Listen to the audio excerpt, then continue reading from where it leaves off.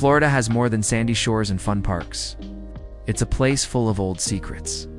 Under its swamps, along its shores, and deep in its woods lie signs of lost groups of people, odd items, and unexplained ruins. From strange coral builds to old graves kept in peat, Florida's past hides tales that question what we think we know about this sunny state. The Coral Castle of Homestead. South of Miami, hidden behind coral walls and soft palm trees, stands one of Florida's oddest creations. A spot that seems to laugh at gravity and reason alike. It's called Coral Castle. And if you ever find yourself in Homestead, you can still walk through it. It feels like something from a dream. Huge stone gates that move with the touch of a finger. Twisty towers carved from solid rock, and perfectly balanced blocks weighing tons. All built by one man alone in the dark with tools no one ever saw him use. The man behind it was Edward Leedskalnin, a small, quiet Latvian newcomer, barely 5 feet tall and weighing around 100 pounds. In the early 1920s, he began building Coral Castle, saying only that he was doing it for his sweet 16. A woman who had ended their engagement back in Latvia the day before their wedding. Heartbroken, he came to America and began his life's work, something no one could ever fully explain. What makes Coral Castle such a puzzle isn't just the heartbreak behind it, it's how he built it. The structure is made of oolite limestone, a thick coral rock found naturally in the area. Each block weighs several tons. Some of them are as large as the stones used to build the pyramids.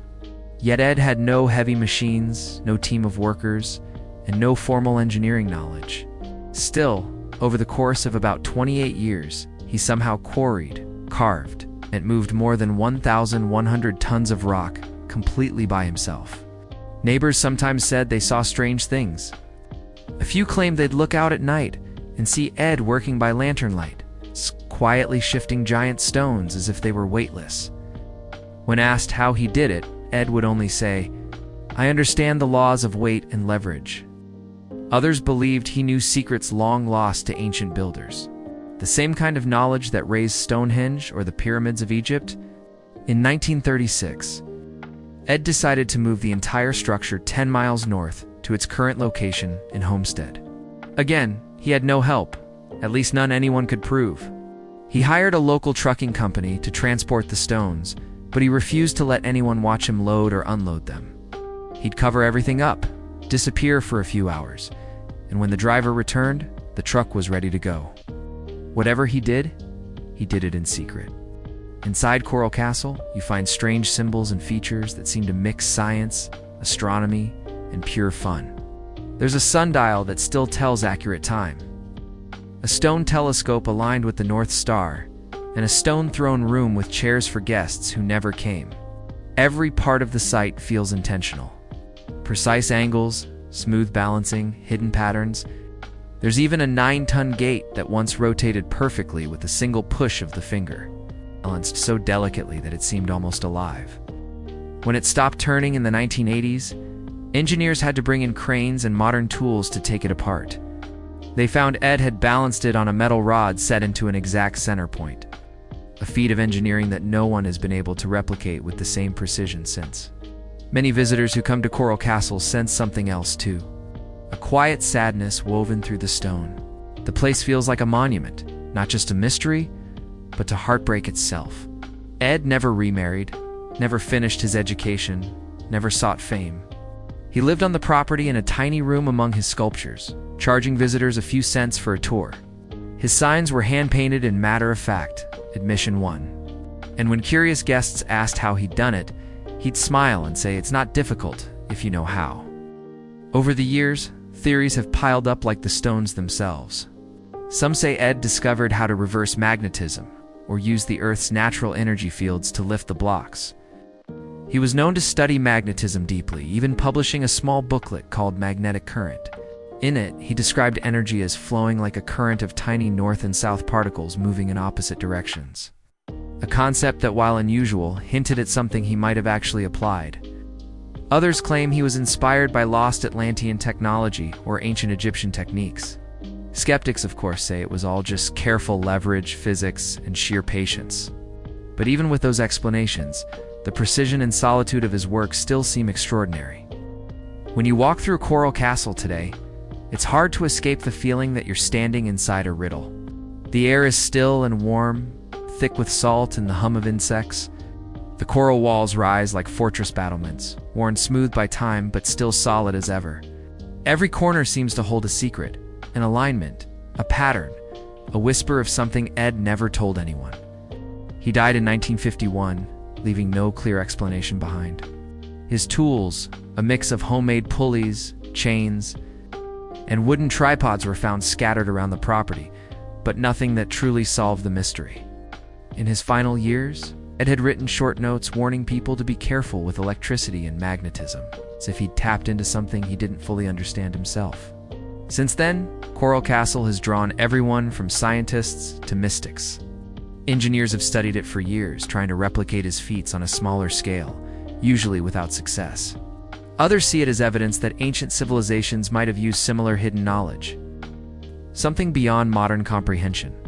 And still others visit simply to feel the energy of the place, which some describe as magnetic or oddly peaceful, as if the stones themselves carry a quiet pulse. Tour guides like to say, the mystery isn't just in how Coral Castle was built. It's why. Maybe Ed built it as a message or a kind of eternal letter to the woman he lost. Maybe it was a way to prove something to her, to the world, or to himself. Whatever his motive, the result is a monument that has survived hurricanes, heat, and decades of speculation without a single stone slipping out of place. If you go there today, you can still touch the coral walls and feel how rough and warm they are. You can still sit in Ed's throne room and look up at the stars through his stone telescope, just as he once did.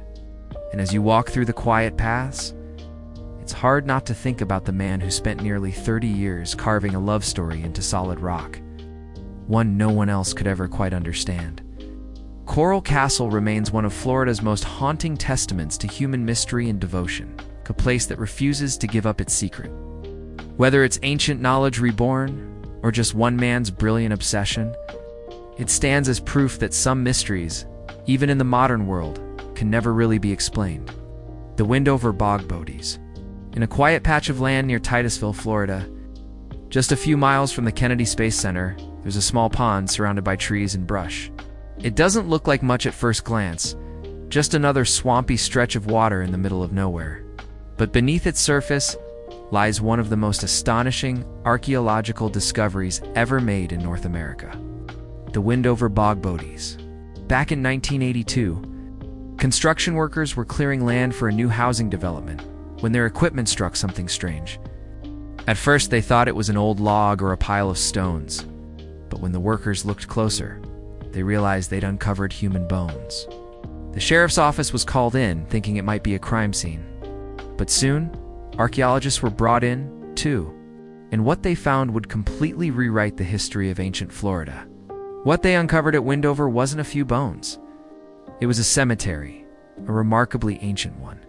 Over the next few months, as the excavation expanded, scientists uncovered the remains of more than 160 individuals, all buried in the peat of the bog.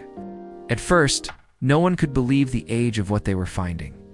Radiocarbon dating revealed that the burials were roughly 7,000 to 8,000 years old.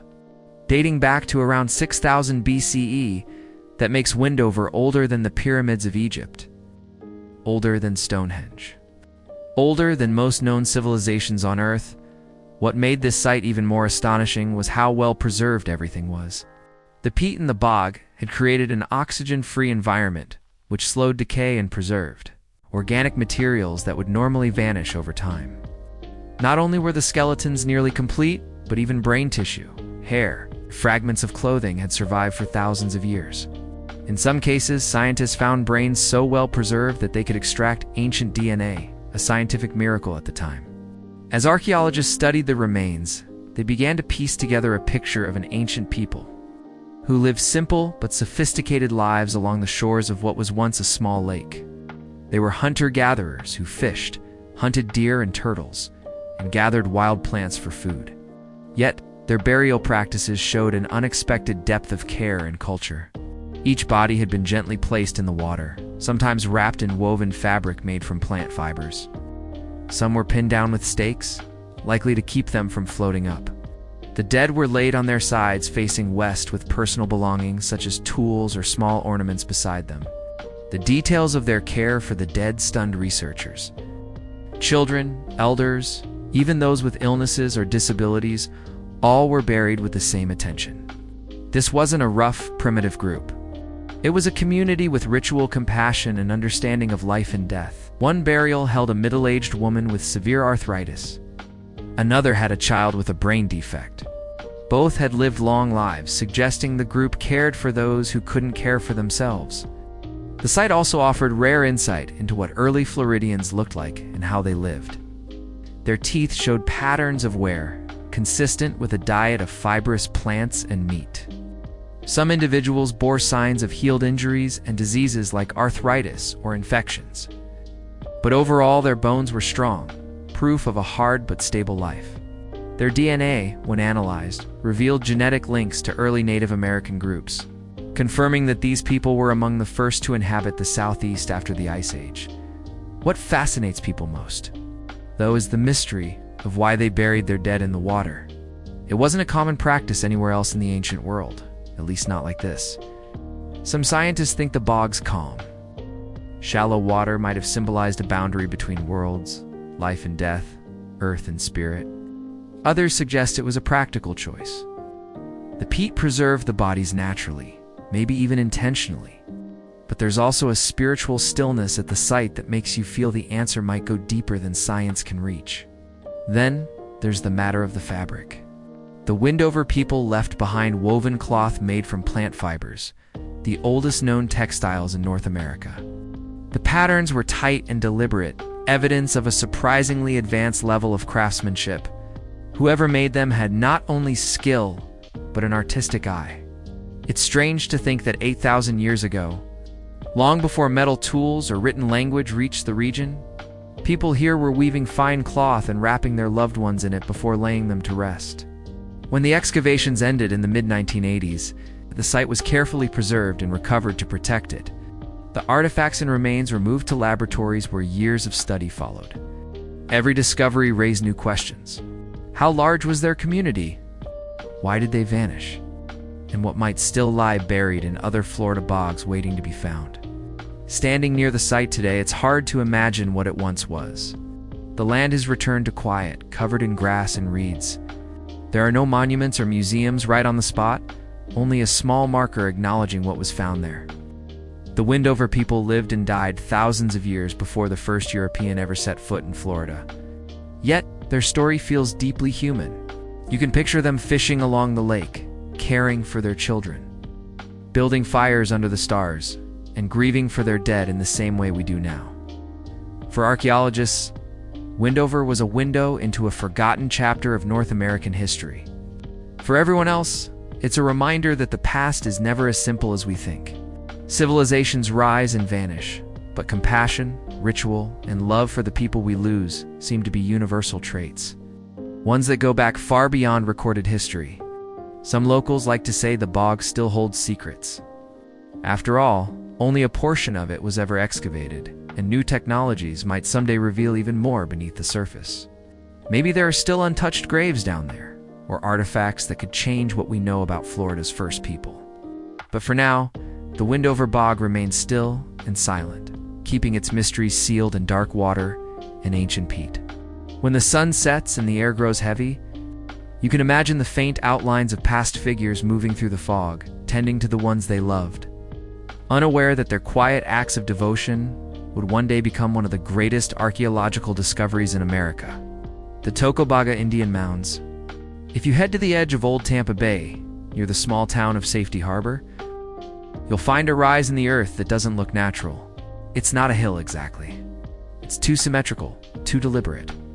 This is the Tocobaga Indian Mound, one of the last visible remnants of a people who once ruled this stretch of Florida's coast long before European explorers ever arrived. The Tocobaga were part of a network of tribes who lived along Florida's central Gulf Coast around 900 to 1500 CE. They thrived in an area of estuaries, mangrove forests, and rich fisheries where the line between land and water blurred with every tide. They're mounds, some built for ceremonies, some for burials, and some for everyday life, once dotted the shoreline. But over centuries, storms, erosion, and development erased most of them. What remains today, especially at Safety Harbor, is both a historic treasure and an enduring mystery. Standing at the base of the Tocobaga Mound, you can feel the layers of history under your feet. Archaeologists believe the site served as the center of the Tocobaga chiefdom, possibly their capital. The mound rises about 20 feet high and overlooks the bay. Built entirely by hand with shells, sand, and soil carried one basket at a time, each layer marks centuries of use and renewal. From the top, you get a view that must have mattered deeply to the people who built it. Open water stretching toward the Gulf, shimmering under the Florida sun. The Tocobaga lived in wooden homes thatched with palm fronds. Clustered around central plazas where ceremonies and councils were held, their lives revolved around the sea. They fished for mullet and catfish, gathered oysters, and hunted small game in the nearby forests. Their tools and ornaments made from bone, shell, and stone show both artistry and practicality. Yet, for all that we've learned from excavations, much about their spiritual world remains a mystery. Like many mound cultures across North America, the Tocobaga likely saw their mounds as sacred. Some were platforms for temples or homes of powerful leaders. Others held the remains of their dead. At Safety Harbor, artifacts like pottery shards, carved shells, and ceremonial objects suggest that rituals took place here, possibly offerings to spirits or ancestors. The mound's alignment with the bay may not have been accidental either. Some researchers think it was positioned to mark celestial events or seasonal tides, blending natural and spiritual significance. When Spanish explorers first made contact with the Tocobaga in the 1500s, they described a strong, organized people. In 1567, Pedro Menendez de Aviles, founder of St. Augustine, sailed into Tampa Bay and met with the Tocobaga chief. He found their village built around a large central mound, with smaller ones nearby, surrounded by dwellings and wooden palisades. The Spanish noted how the Tocobaga used dugout canoes to move through the waterways, how they fished with nets made of palm fiber, and how they honored their dead by placing them carefully in mounds. But this meeting between two worlds was short-lived. The Spanish established a brief mission at the site, but tensions quickly grew. Violence, disease, and cultural conflict followed. Within a century, the Tocobaga people, like many other Florida tribes, had vanished. Their population decimated by European diseases and slave raids. By the 1700s, their villages were gone, leaving behind only the mounds and fragments of pottery to tell their story. For years, the Tocobaga Mound at Safety Harbor sat largely forgotten, overgrown with trees and brush. It wasn't until the early 20th century that archaeologists began to recognize its importance. Excavations revealed the mound's intricate construction, layers of shell mixed with sand, sometimes alternating with ash and charcoal. Pottery styles matched those of other mound sites in the region, confirming that this was indeed the heart of Tocobaga territory. Today, the mound is part of Philippe Park, a quiet, tree-shaded waterfront park named after Odette Philippe, a French settler who arrived here in the 1800s. Visitors come to picnic or watch the water, often unaware that they're standing on ground where an entire culture once thrived. A small plaque tells the story, but the land itself feels like the real monument. You can climb the mound along a short path to the top, where the wind off the bay carries the scent of salt and mangroves. Standing there, it's easy to imagine the Tocobaga people gathering below, canoes pulling up on the shore, smoke rising from cooking fires. Despite all the archaeological work, certain mysteries remain unsolved. Why did the Tocobaga choose this particular location for their main settlement? Was the mound a seat of government, a temple, or something more symbolic? And what spiritual beliefs guided their rituals? What stories did they tell about the sea, the sky, and the ancestors buried in the shell and earth below? Some believe the mound may have served multiple purposes over time: a political center, a burial site, and a ceremonial stage. Others think its elevated position symbolized a connection between the earthly and the divine, There's also the intriguing possibility that the Tocobaga inherited older mound sites and expanded them, building layer upon layer over generations, making the mound not just a structure, but a living record of their community's life. The site also carries an eerie, almost timeless quality. Locals sometimes report a sense of presence there, an energy that feels watchful but calm. At dusk, when the sunlight fades over the bay and the air grows still, it's easy to sense that something ancient lingers. Maybe it's just the weight of history, or maybe it's the collective memory of a people whose voices were silenced long ago. Today, the Tocobaga Mound is protected as a National Historic Landmark, one of the few surviving ceremonial mounds in Florida still largely intact. It's a place of education, reflection, and quiet mystery. For some visitors, it's just a scenic overlook. For others, it's sacred ground. In many ways, the Tocobaga Mound stands as both a warning and a reminder. Civilizations, no matter how strong, can vanish, but the land remembers. The shells, the soil, and the patterns of the mound carry whispers of the people who once lived here. People who built with their hands, honored their dead, and found meaning in the balance between earth and water. If you visit Fleet Park today, pause at the top of the mound and look out across the bay. The view hasn't changed much in 1,000 years. You might hear the rustle of the wind in the oaks, the faint splash of fish in the shallows, and for a brief moment, you can almost picture the Tocobaga canoes gliding home under the fading sun. The Egmont Key Ruins. At the mouth of Tampa Bay, surrounded by turquoise water and shifting sandbars, sits Egmont Key, a small island that seems peaceful at first glance. But beneath its palm trees and crumbling walls lies one of Florida's most layered and mysterious places. The Egmont Key Ruins tell a story that stretches from ancient native peoples to Civil War soldiers, lighthouse keepers, and shipwreck survivors. The island looks calm, but its past is anything but. Egmont Key is remote enough to feel like you're stepping out of time. You can only reach it by boat, and as you approach, the ruins appear suddenly from the trees, weathered brick walls, its overgrown pathways, and fragments of buildings half swallowed by sand. The air smells of salt and seagrass, and the only sounds are wind, gulls, and the rhythmic crash of waves. It's beautiful, but also a little haunting, especially when you realize how much history has been lost here. The story of Egmont Key starts long before the bricks and cannons. Archaeologists have found traces of indigenous people who used the island for thousands of years before Europeans ever saw it. Shell middens, ancient mounds of discarded shells and bones, suggest that local tribes, possibly ancestors of the Tocobaga or Calusa, came here to fish, gather, and trade. Some of these shell mounds were later cleared away when the U.S. military built on the island, but fragments still surface after storms. Silent reminders that Egmont's human story began long before recorded history. In 1848, a massive hurricane struck Tampa Bay, destroying ships, homes, and much of the coastline. To help guide future sailors through the dangerous waters, the U.S. government built the Egmont Key Lighthouse a year later. It stood tall and proud for about a decade before another hurricane nearly washed it away.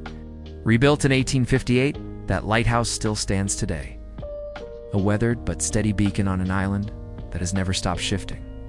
Then came the Civil War, and Egmont Key found itself caught in the middle. The Union took control early on, using the island as a strategic base to blockade Confederate ports and guard the mouth of Tampa Bay. The lighthouse keeper, suspected of Confederate sympathies, was forced to flee. Soldiers built small forts and outposts, some of which were later expanded into the large brick ruins you can still see today. The war left the island scarred, but not abandoned. By the 1890s, the U.S. Army had returned with a new mission.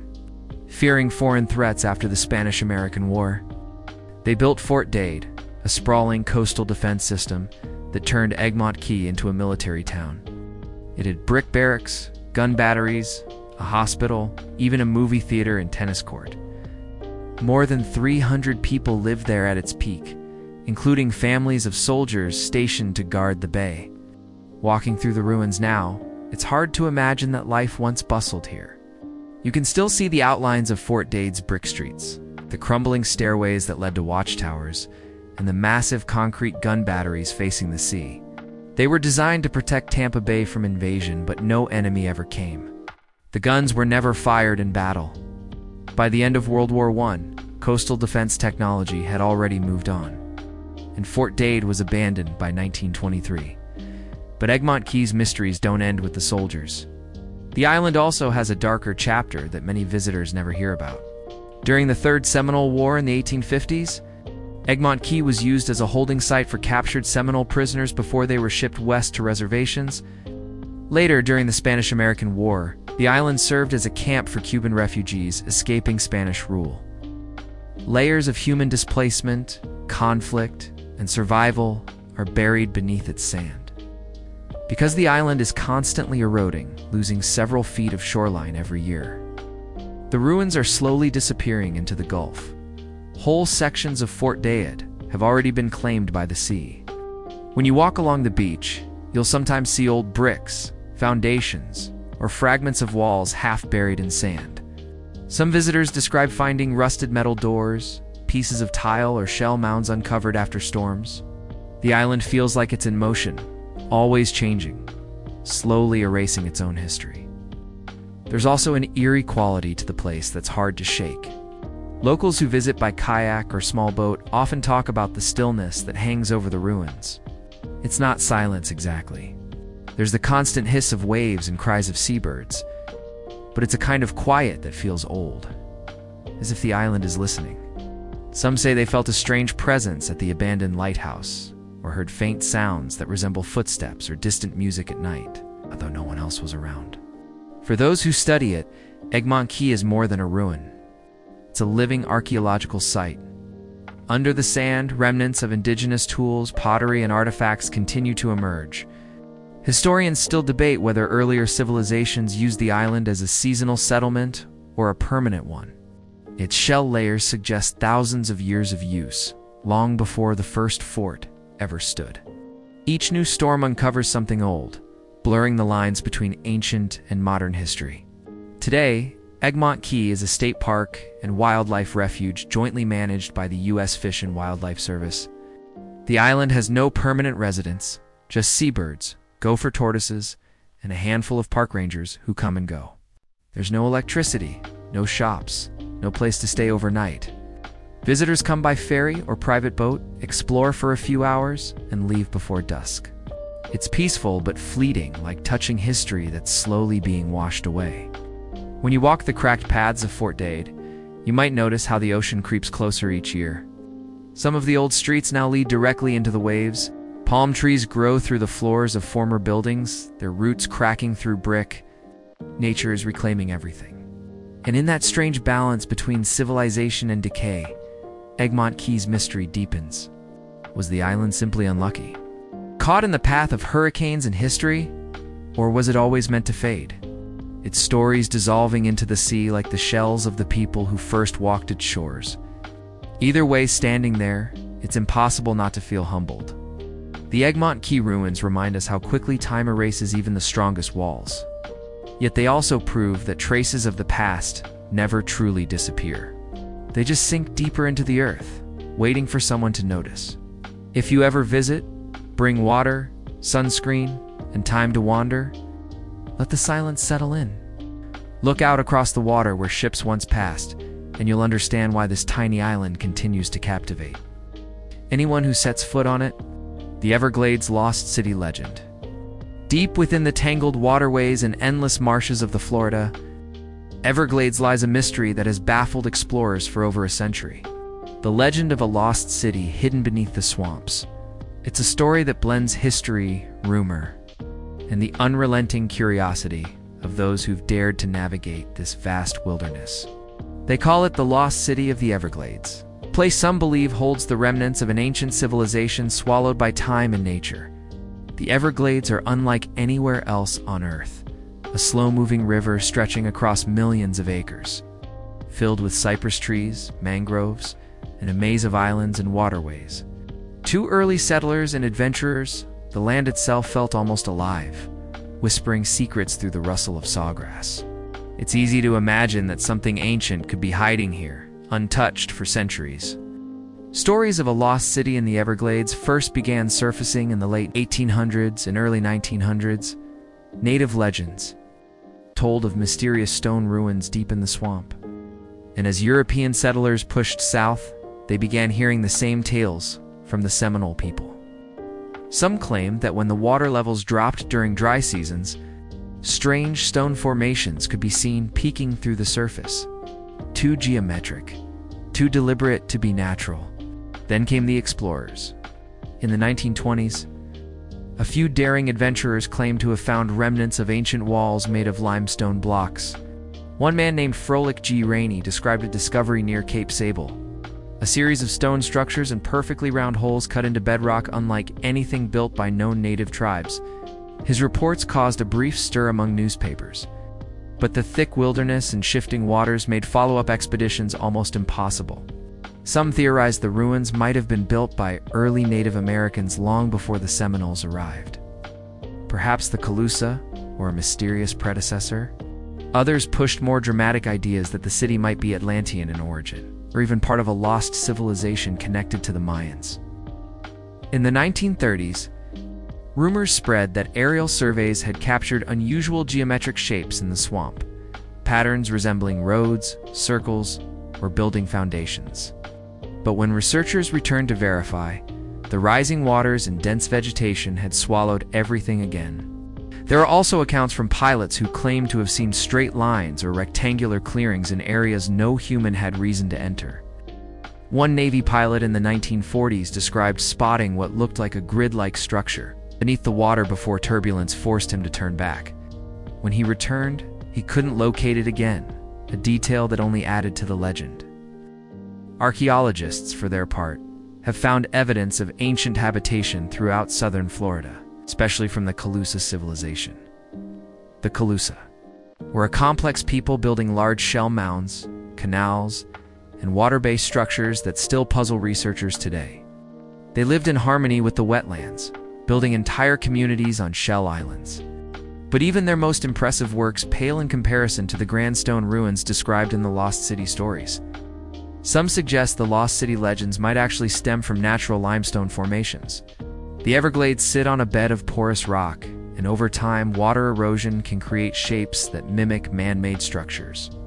But skeptics can't fully explain certain patterns reported by explorers. Circular holes perfectly cut into the rock, or low stone walls, aligned with compass directions. Were these coincidences of geology, or the remnants of something man-made and long forgotten? There's another layer to this mystery, the spiritual side. The Seminole and Miccosukee people speak of sacred places within the swamps, areas that are not meant to be disturbed. Some of the Lost City tales might have grown from encounters with these ancient ceremonial sites misunderstood by outsiders. To the tribes, these were not ruins of a lost city, but living spiritual landscapes, the resting places of ancestors. Even modern technology has struggled to uncover answers. Satellite imagery and LiDAR scans have been used to study portions of the Everglades, but the terrain is incredibly difficult to map due to constant flooding and vegetation cover. A few curious formations have been noted, but none definitive enough to prove the existence of buried ruins. Still, amateur researchers continue to explore, convinced that somewhere beneath the murky waters lies proof of a forgotten civilization.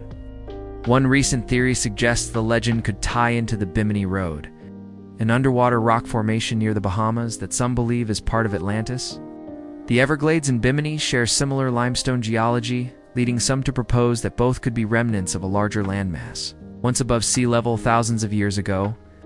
When the oceans rose after the last ice age, much of southern Florida's coast disappeared underwater. Could the Lost City be one of these sunken remnants now hidden beneath the swamps? Today, the legend lives on among locals, researchers and adventurers who venture into the Everglades' remote corners. The region's eerie silence, the hum of insects, and the occasional ripple of an unseen alligator make it's easy to believe you're walking through a place that keeps its secrets close. And while most archaeologists lean toward natural explanations, they don't dismiss the idea that ancient peoples once lived and built deep within the wetlands. If you visit the Everglades today, the mystery feels close enough to touch. The air is thick and still, the horizon a blur of green and gold. Somewhere beyond the visible world, beneath the peat and mud, there might indeed be stones arranged in a forgotten pattern. All that remains of a civilization erased by nature's slow hand. Whether it's a lost city, a sacred site, or simply the imagination of explorers, the story refuses to fade. The Everglades seem to demand mystery. It's part of their character, ancient, untamed, and quietly guarding whatever truth lies beneath the surface.